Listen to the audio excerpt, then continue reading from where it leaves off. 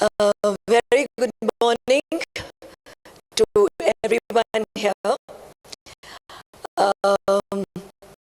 My name is Aslesha.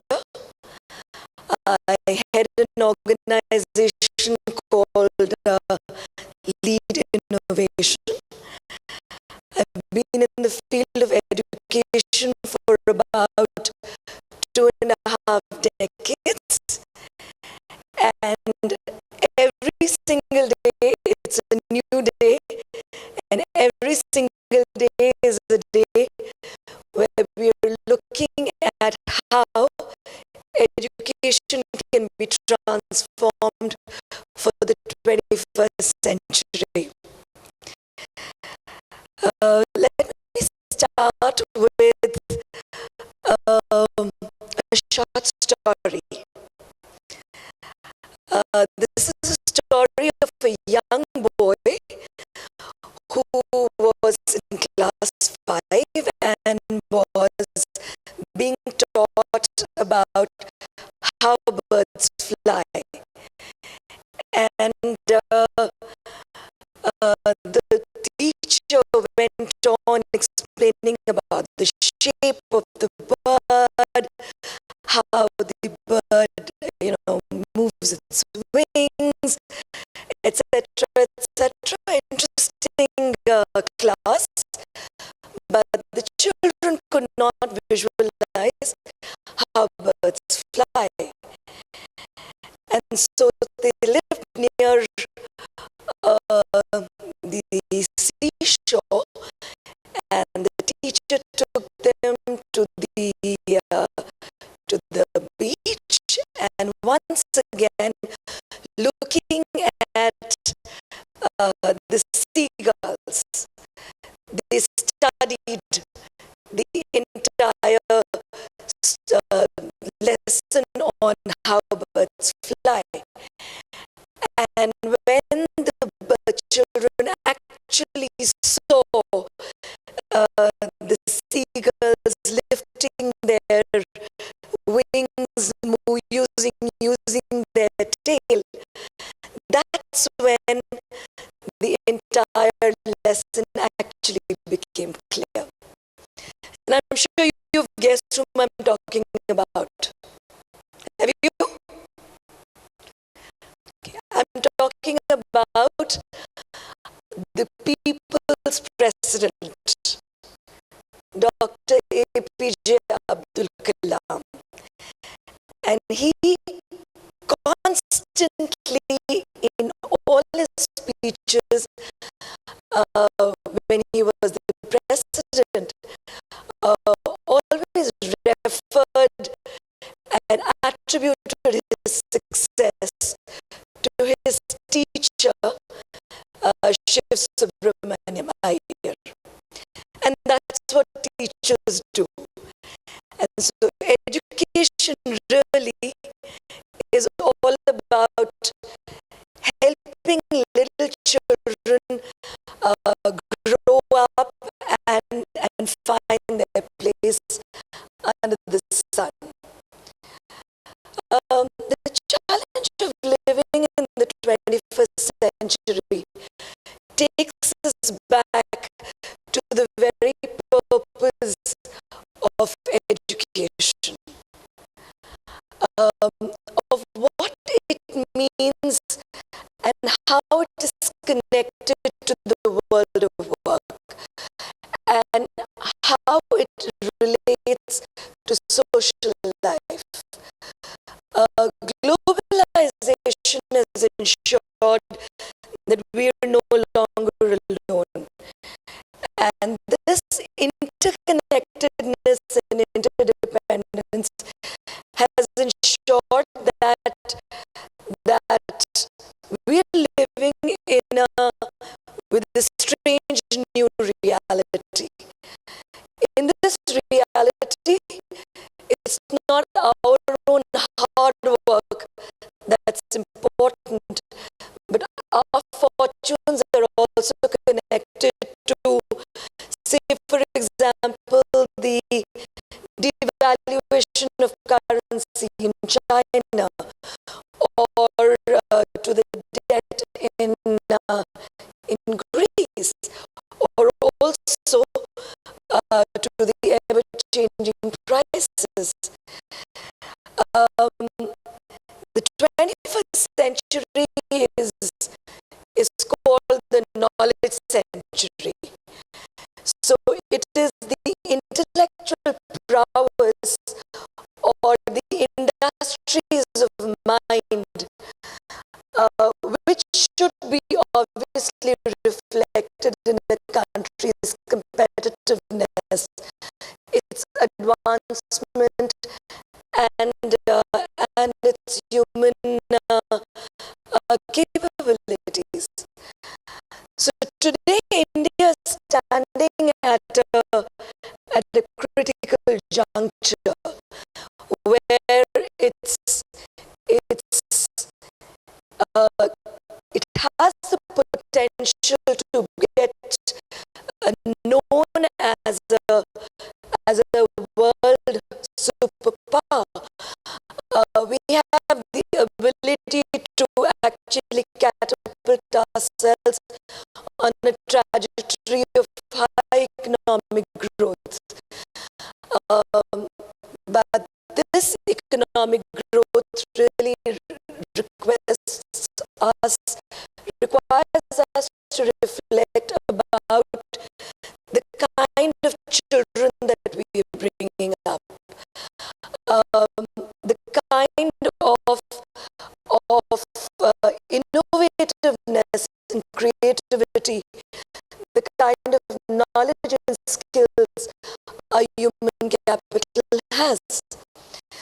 But are we actually developing the right kind of children and the right kind of innovation and creativity? Data that was revealed by the World Intellectual Property Organization in the year 2013 says that a staggering 8,27,616 patents were filed by China. America filed about 5,71,132 patents, and India only filed about 43,013 patents. Now this is obviously worrisome, because if we want to be globally competitive, then we have to reflect and think about how we can transform our education system and make it globally competitive and actually be able to take India and fulfill this dream. So the question we need to ask ourselves is, how can we nurture and unleash the potential in every single child? How can we excel and ensure that we are producing world-class doctors, scientists, artists, athletes, entrepreneurs?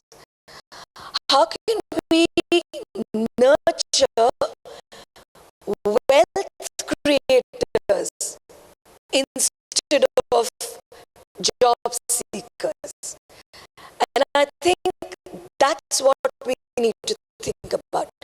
Obviously, the path ahead is tough and beset with a lot of challenges. And in my interactions with about 600 odd schools over government and private schools, I've realized the crux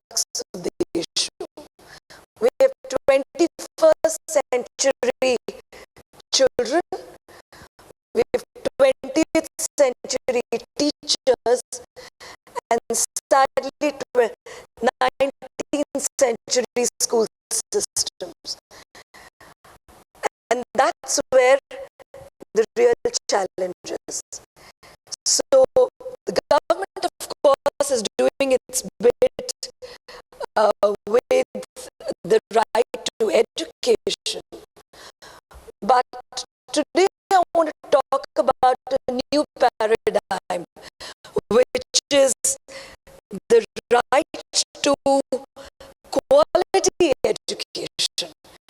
Because it is this quality that makes the big difference. And if I were to sort of discuss what is quality education meant, all of us over here, the 20 of us sitting in this room, would have a different definition. According to me, quality education is driven by values. It is learner-centric. It is developing 21st century skills in our children. It is holistic, inclusive, and it is characterized by equity of opportunity. So my mantra for 21st century education is every student an engaged learner, every teacher a passionate activator, every parent a supportive learning partner, and every school a high-performing school. Let's talk about our children, the 21st century children. Give a 3-year-old a mobile today, and he actually goes out and tells us how to use it in minutes. My neighbor whose grandson is hardly 13 months old knows exactly how to switch on an iPad, put Skype on, and Skype with her. This is probably the most intensely stimulating period in the history of Earth. Our children are besieged by information, and they have calls to attention from so many platforms. The internet, the television, hundreds of channels, hoardings, video gaming, etc., etc. And then we go around actually penalizing them for being distracted because of all this stuff. And distracted from what? From pretty much boring school stuff, if you ask them. So, there was this very interesting study that was done in this book that was called Breakpoint and Beyond, in which they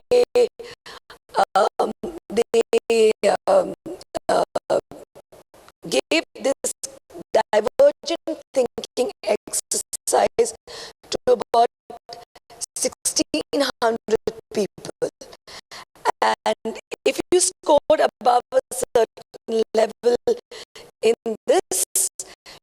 you would actually be considered to be a genius.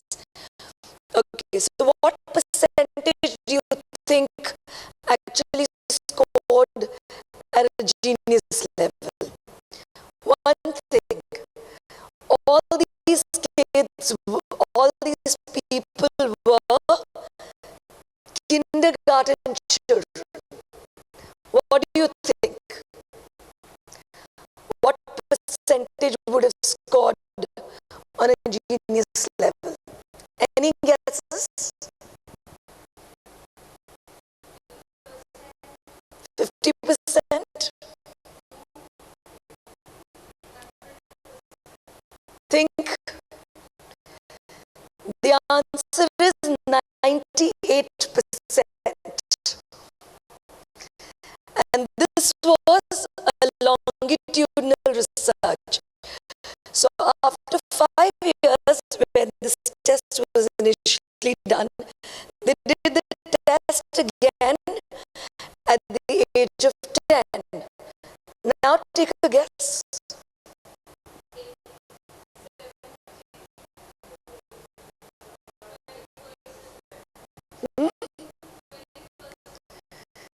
The answer is 30%. And then they tested them again at the age of 15. Take a guess now. 12%. And then they gave this test to adults and to about 280,000 adults. And guess what percentage of geniuses? 2%. You're absolutely right. So the trend is very strange, isn't it? One would imagine that kids know, nothing when they are kids, and as they grow, they would know more. But in fact, the study threw up two very, very interesting insights.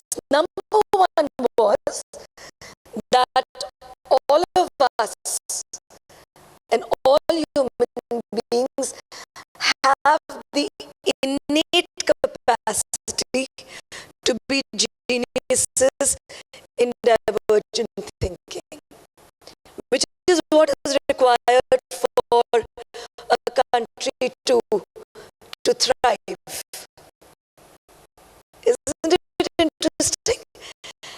And secondly, it mostly deteriorates. So what happened to these kids as they grew up? The answer is simple. No? They went to school and they got educated. And that's what has actually happened. And what is even more interesting, that George Land said in this book, is that non-creative behaviors are learned. So children actually learn to be non-creative. For 15 years, the child has been in the school and he's heard only one simple thing. There's only one right answer. It's behind the book, and don't look, because it's cheating, right? And so that is where the real issue lies. Neuroscience tells us again and again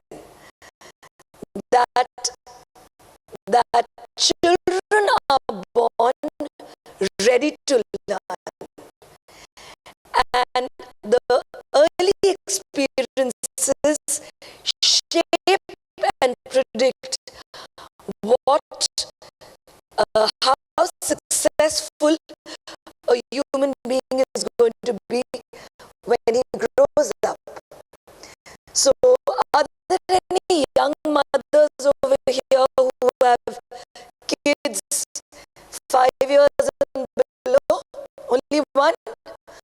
Okay, I want you to remember. I'm sure you have friends and relatives who are young moms or young grandmoms for that matter. 16, 18, 26. That's the number I want you to remember. Because you have 5 years multiplied by 365 days. And that's all that you have. That's the time that you have to make or break a child's life. And this is something that has huge implications for the field of education, about the kind of upbringing parents need to think about the kind of stimulation that schools need to think about. So remember this number, 1826. Let's look at, I must talk about this very interesting program that we're doing that lays down the foundation of stimulated brain structure in our brains. This is a program called Baby Lead. This is India's first home learning system, and we hope to reach out to a very large number of young parents to be able to help them with very simple practical activities to be done maybe just about 20 minutes a day, not more time than that. And I think moms and dads can take out that much of time every single day to work with their children, because that's the number of that's what they can do for improving their child's life. Let's now talk about parents. I wonder if you've read this book by Amy Chua called The Battle Hymn of the Tiger Mom. Have you come across this book? It's an interesting book in which this, in fact, it was a very controversial book in the US. And this is a Chinese mother who's writing about how Chinese moms are like tiger moms, and how they are bringing up their children. Well, I'd like to tell Amy Chua and all the tiger moms, move aside. All of us are Indian moms, and we will teach you a thing or two about bringing up children and about achievement. Isn't it? Yeah, absolutely. I always remember these 60s movies where the hero would come running and saying, "Mama, मैं first class first pass हो गया." And this year, can you believe it? In Delhi, in SRCC, the Shri Ram College of Commerce, the cut-off percentage admissions for 360 seats was 100%. And 360 seats were filled on the first day. So obviously, competition is tough and parents are worried.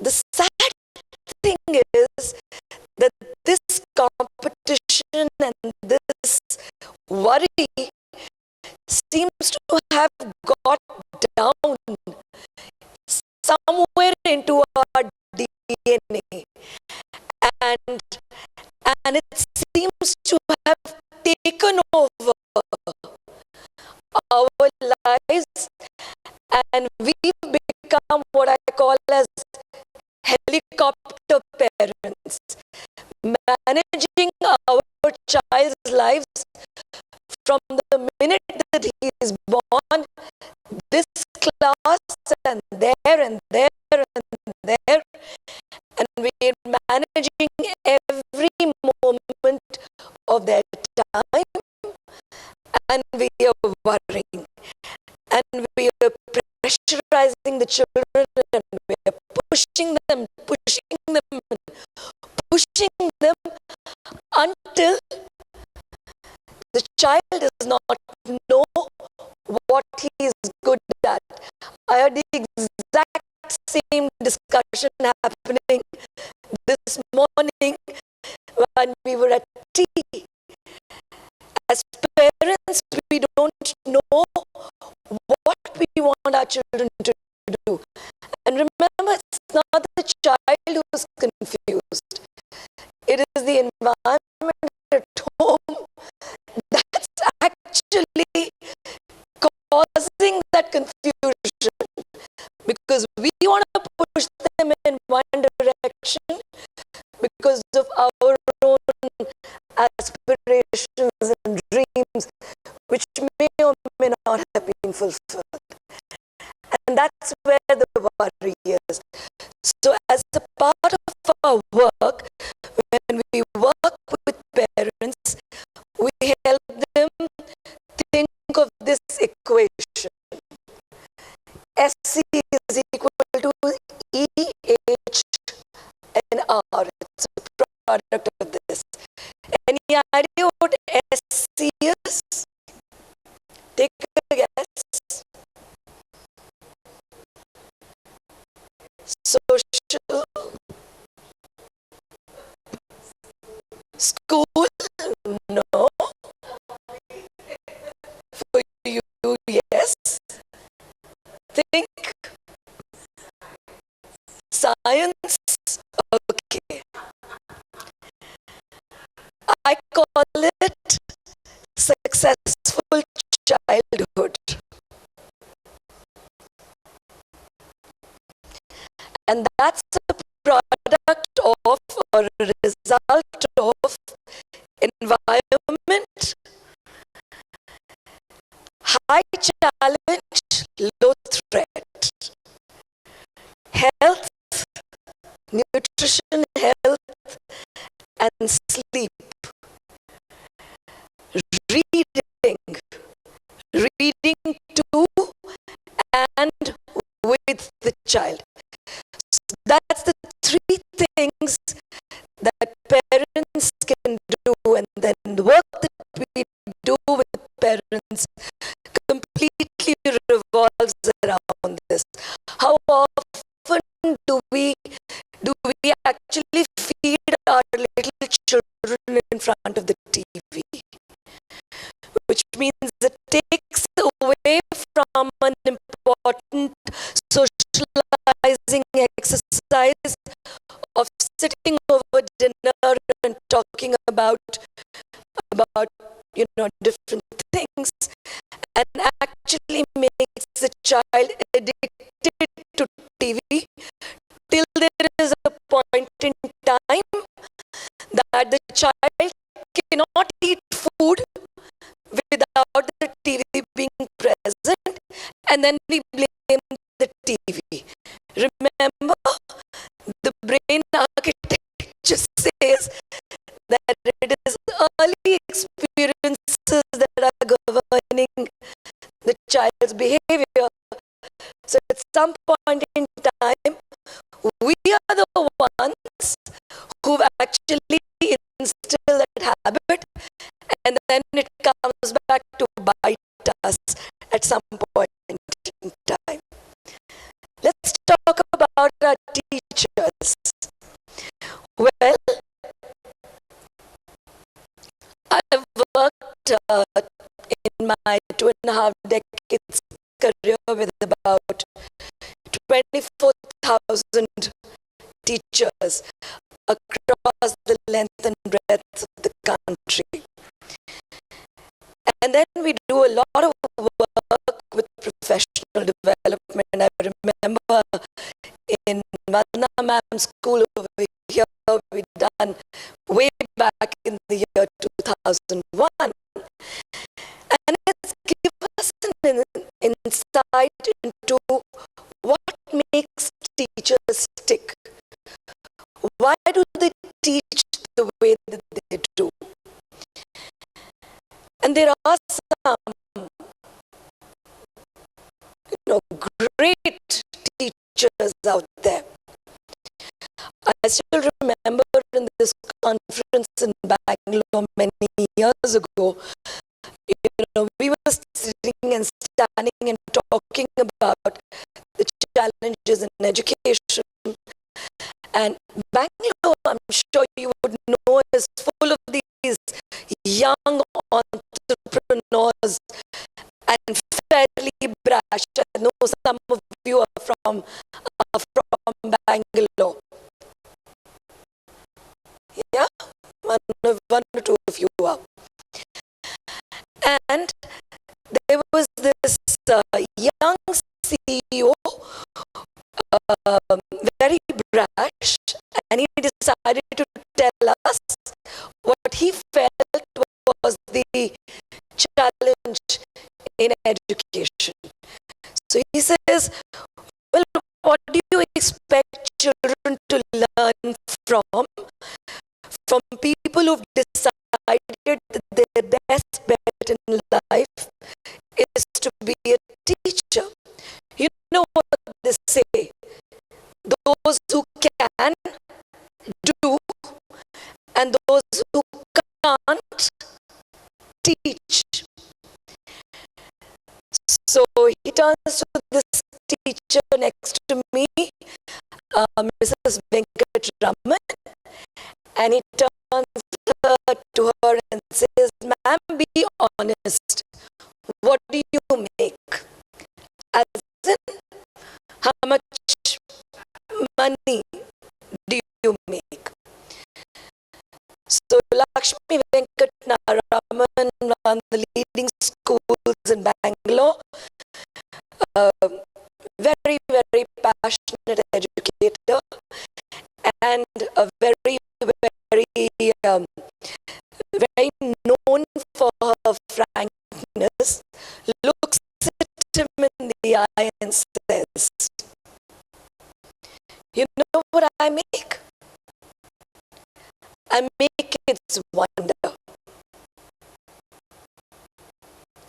I make kids question. I make kids understand how to apologize and mean it. I make kids work harder than they ever thought possible. I make them take pride in their culture. And I make them understand that if somebody judges you by the money you make, you ignore them. You know what I make? I make a difference.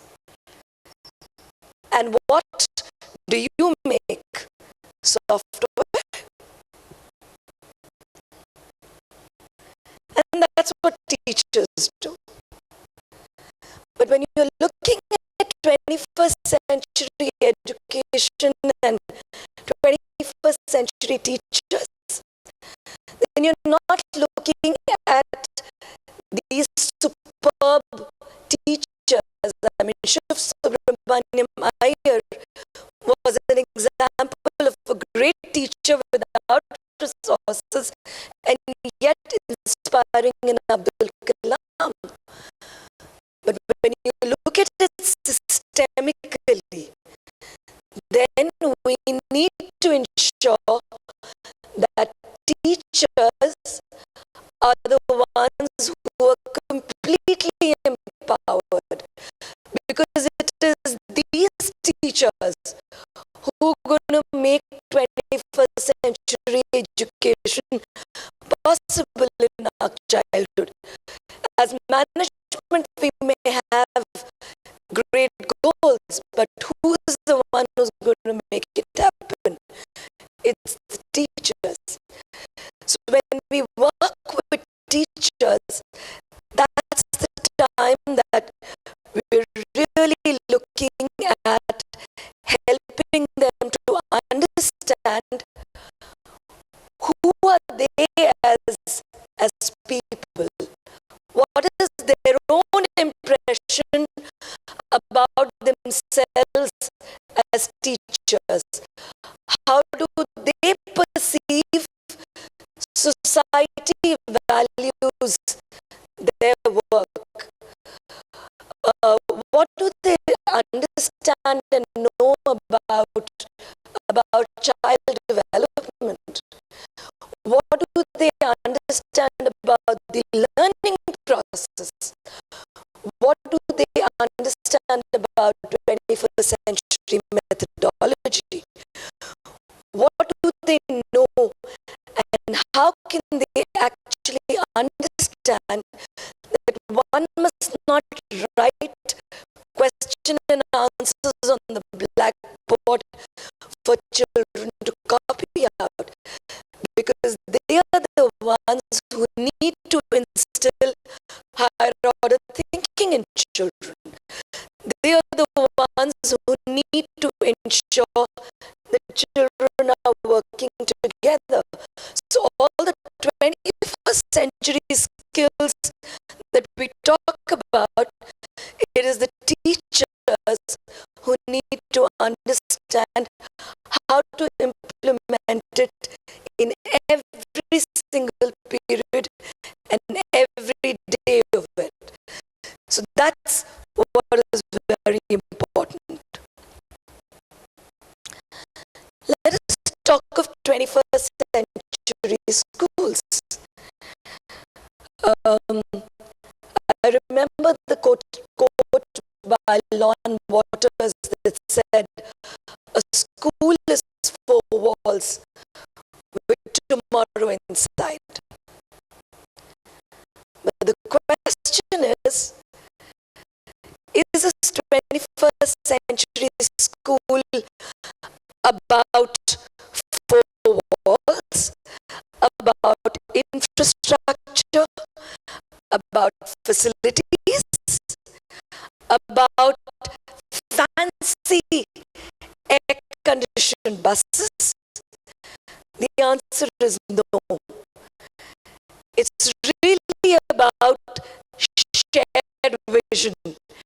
It's a lot about the kind of leadership. It's a lot about the teamwork. I like to use the term aspire for 21st century schools, because it's about active learning. It's about doing projects which allow the child to become a problem solver. It is about allowing a child to develop the 21st century skills, and that's what active learning needs to do for you in the school. It's about innovation and constantly ensuring that your school is updated with the realities of the context that we work in.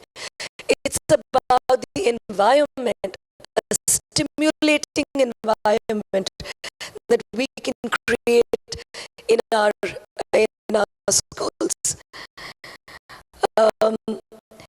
Let me share with you a fantastic case study of a project that we did for 3 years in Hyderabad.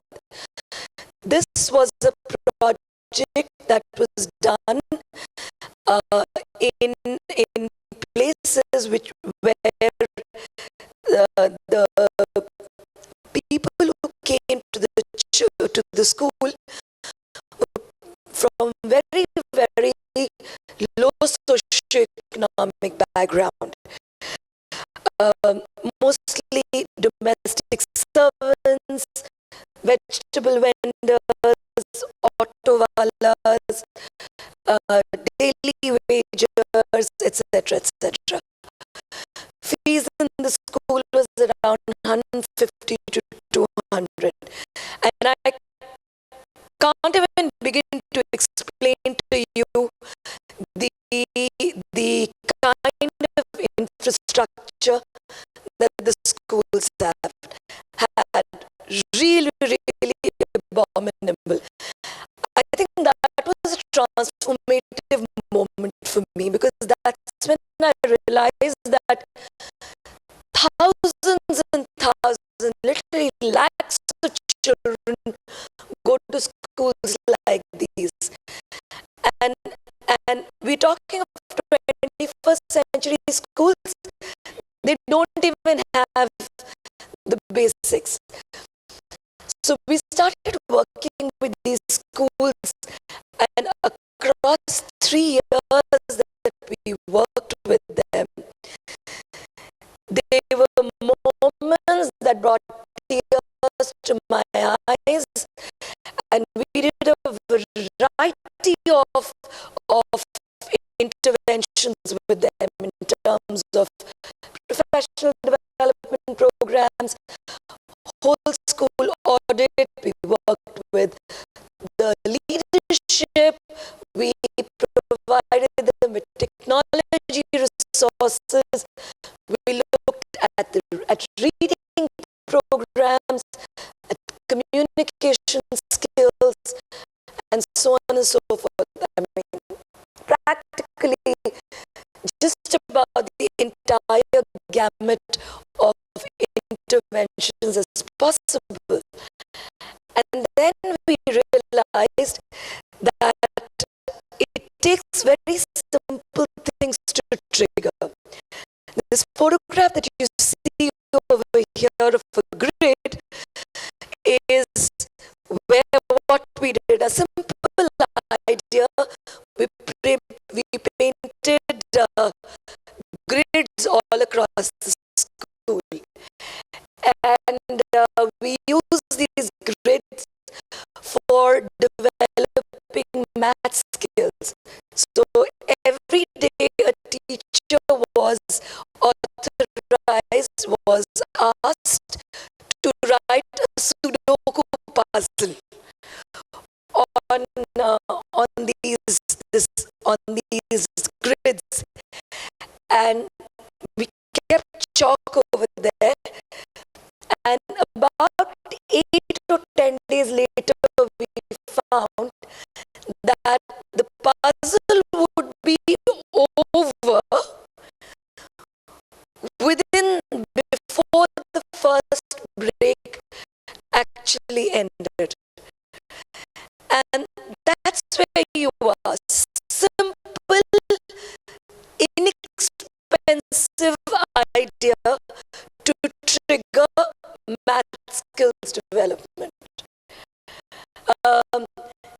Teachers learned computers for the first time, and it was amazing how this started. I still remember this one teacher who contacted an educator from the University um, of Harvard to correspond with him about the learning process. Can you imagine a teacher who's getting 1,500 rupees, who could easily work in a mall, is corresponding with the professor from Harvard about and discussing issues on education? So the possibilities are endless. The only thing that's required is the trigger. And at the end of 3 years, we found almost 12 to 21% improvement in student outcomes. And it still till date remains one of the most satisfying programs that we ever did. Take a look at the classrooms before and see what happened later. So, transformation of schools. We do a very interesting program in schools called Talk Smart, which is how language acquisition happens in children. And we were talking to young adults about class 5th, 6th, about how social media can be used. You heard Rui about how social media is used for business. Well, we're using it for developing language. And then we came out with this idea called a Twitter door. Now, see the simplicity of the idea. The teacher poses a question every day, as you can see over there in that photograph. The question there that she is asking there is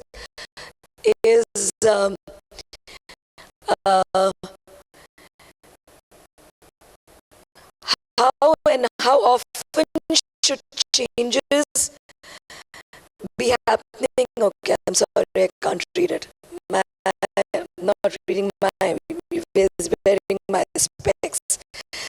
So the teacher poses a question and the children respond. And this is on the door of the classroom. So when children are going to the washroom or they're in the break, all the time they're busy reading what other children have actually written, and it just helps them to develop language skills. Another very interesting work that we're doing is in adapting research that is happening all over the world. So this research has come out of Harvard called Making Learning Visible, which is something that they've just concluded based on a project with Reggio Emilia in Italy. It's easy to implement many of these methodologies with older children, but we decided to see how it would be done, how it could be done with very young children. So we did this project with 2.5 to 4.5-year-olds. And this was an investigation called on shadows. The way we did it was allowing children a provocation through a variety of triggers. A shadow studio was set up, and then children sort of started thinking about different things. Children were allowed to explore, and then from there, children came out with their own theories. And then the explorations allowed them to prove or disprove their theories. And then they went out and actually expressed their theories through a variety of ways. Take a look at this, the aha moment. This little girl, Aranya, is barely 3 years old.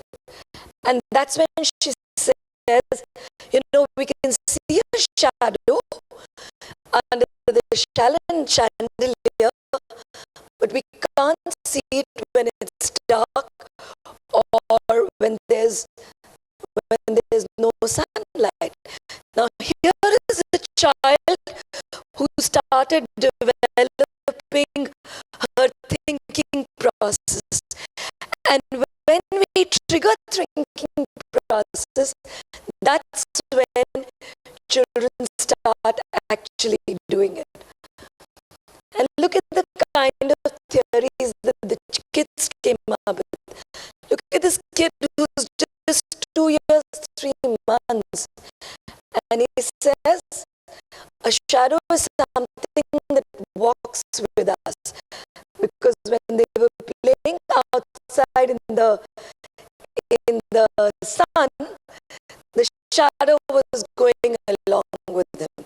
So can you see how children are actually developing theories? And I think that is what is very, very interesting. So, 2.5 decades in the field, and every new day is a day that we're thinking about innovative solutions for helping and ensuring that we are able to work with all the stakeholders in the field of education, the students, the parents, the teachers, and the school systems, and in our own way ensure that we are contributing to transforming education for the 21st century. I want to end with my favorite quote. नए अंसल नहीं आते नए सपने जगाने को, नए अंसल नहीं आते नए सपने जगाने को, वही मिट्टी बनाती है नई दुनिया बसाने को। सीढ़ियां हो मुबारक उन्हें जिन्हें सिर्फ छतों तक जाना है, सीढ़ियां हो मुबारक उन्हें जिन्हें सिर्फ छतों तक जाना है। आसमां है अगर मंजिल आपकी तो हम सबको मिल के नया रास्ता बनाना है। ये नन्हे मुन्ने बच्चे हमें रोज कुछ नया सिखाते हैं। इन्हीं के लिए हमें वो नई दुनिया बसानी है।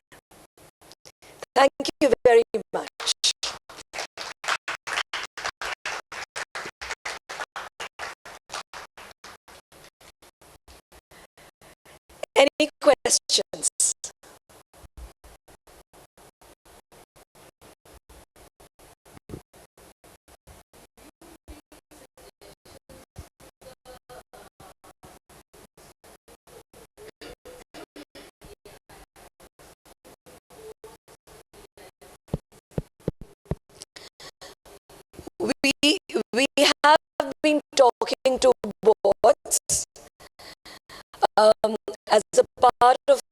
lot of work that I do, we are involved in policy development, but there are political compulsions when it comes to the boards.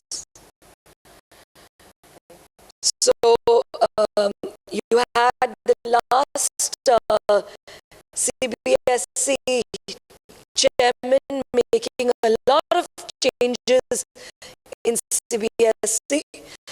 We went to talk to the ICSE board as well, and of course they have their own agenda.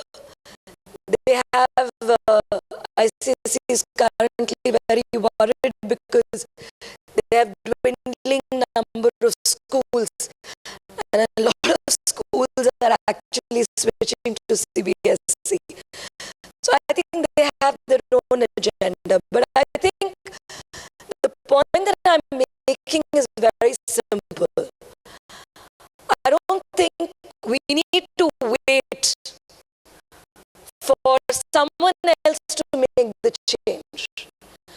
I think each one of us, no matter what role we are playing, whether we are students, whether we are teachers, whether we are parents, education is something that touches all of us. And I think in our own little way, each one of us can ensure that we put India on the map to be able to not only survive but thrive in the 21st century. Okay. Yeah, it's true that the CBSE board is still changing a lot, but ICSE, I think, is... Yeah, because they have dwindling numbers and they're very worried about it. Okay. Their membership has dropped from 4,000 2 years ago to hardly 1,800 this year. They're losing schools. They're very worried about it.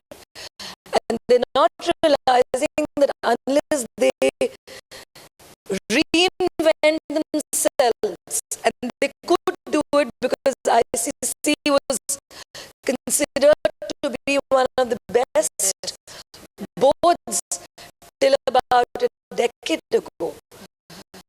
But they're losing their relevance. I think if they reinvent themselves, well, things could be done. And what do you think about the Chinese moms? As you said, they are tiger moms. I mean, the way we see China really coming up, do you think that that is good for the children or it's not good? You know, there is no silver bullet in life. As parents and as tiger moms do, who is to say whether we are right to stand in judgment? Isn't it? When this book got released in the US, it was one of the most controversial books. And every platform in America was talking about whether the tiger mom was the right way to bring up children. Because the American society is a very let your children do what they want, Exactly. kind of a society. India has a good middle path. Yeah. You know, we are much better in adapting to change as compared to China for that matter. And Chinese parenting is very aggressive parenting. Very, very aggressive. It's a good thing that, we are at the cusp of what is good in the West and what is good in the East, and our own values that we cherish. So I think we have to develop our own model of parenting. I was reading on some sites, Indian parenting is called elephant parenting. I don't know whether they looked at my size when they said that, but I think it is what it is. And I think we need to probably take the best of what our own society wants our children, because at the end of the day, what is the society you and I want to see for tomorrow? That's the value that you and I will develop in our children for tomorrow. And it's as simple as that. Do you also consider, it's just not education in terms of, understanding, gaining knowledge, but also moral values or moral this thing? Yeah, I said that for me, quality education is driven by values. I don't think it's possible to have education in the world ahead which is bereft of human values. I think more than any other time in history, today we need to be teaching the value of secularism. We need to teach children the value of respecting another person's opinion, even though we may not agree with it. Do you know what midbrain is? I'm sure she will cover it in her lecture. Midbrain is basically, so it talks about the evolution of the brain. And research says that we have something called as a triune brain. We have the brain stem, we have the middle brain, and we have a neocortex. Midbrain theories talk about how experiences can be transformed into long-term memory by using a part of the brain which is called hippocampus.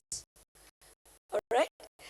And stimulation of the brain actually leads to transfer of usual memories, of short-term memories, into long-term memories. There is science that's great, but I think the important thing is that these should not remain fads. It is something that you need to do every single day. So it's like going for a walk every day is going to affect your health and help you to become fitter. It's doing these exercises every single day that's going to help.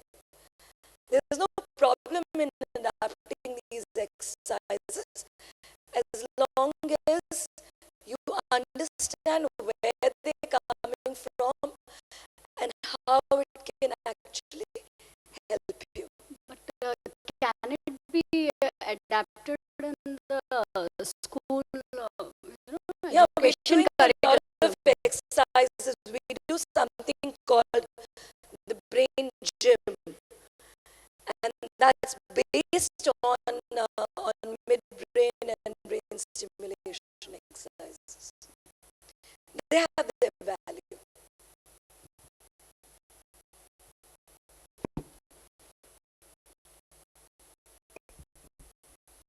Okay, thank you very much. Oh, you have a question. Sorry, my mistake. Aslesha, I would like to congratulate you for the marvelous work you're doing and the way you projected the same. I have a concern. I don't know how far you would be successful in answering the same. Uh, you are working in the field of education with children, and the age is probably uh, 5 upwards, Goes from right? um, now 18 months to all the way up to 18. All right. I would like to, the concern I am talking about, being an army personal's wife, I have been an educationist for 13 years, and I hate to say that the kind of education I had in 70s and 80s, I have not been able to give the same kind of education to my two sons, uh, putting them in the best schools all across India. And the reason being the educators over there. Uh, each school, I would say, if I'm not missing it, that I've had a fight during the PTMs in the manner they deal with the children, and these are the very qualified, good schools, very qualified teachers, and what kind of mindset they have. Yeah. One is about teachers, and two, what areas for the parents' education, because these are the two areas where the child grows up, and this is casting the major influence in building what they become. So, Thank you. so there is no one single answer to this question. I think if every teacher reflects and becomes a great teacher, and if every teacher understands the impact that she has, Henry Adams said, um, a teacher affects eternity. No one knows where the influence stops. So if every teacher is accountable to the job that she's doing, that's when the change will start happening. But I agree with you that it's the teachers and parents together who have to work hand in glove in order to improve and in order to work with the children. We're not on two opposite sides of the fence. We're on the same side and we're working together. So instead of it becoming a battlefield,